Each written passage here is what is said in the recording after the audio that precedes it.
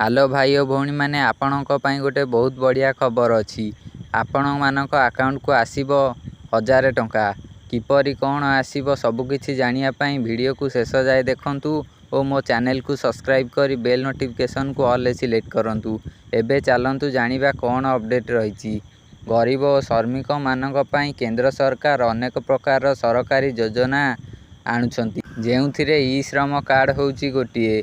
एबे सरकार ई श्रम कार्ड धारी मानंकु एक बड़ उपहार देउछंती।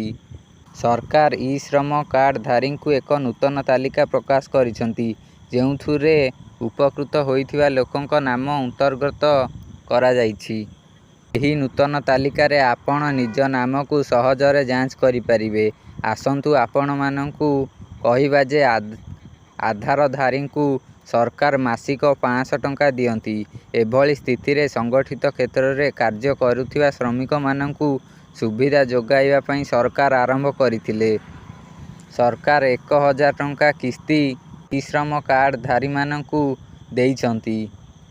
1000 टंकार एही लाभ यूपी रो श्रमिक मानंकु सरकार प्रदान करिसंती।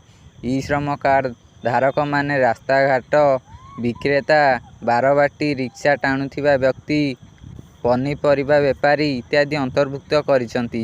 जदि आपण एही तालिका रे आपणकर नाम जांच करिबाकू चाहुचंती तेबे आपण मो कतिकी कमेंट करी कुहंतु आपण किपरि जांच करिवे। मु आपण मानंकु वीडियो माध्यम रे जणाई देबी। एबे गला बेले वीडियो को गोटे लाइक करि दे जांतु और चैनल को सब्सक्राइब मध्य कर देबे।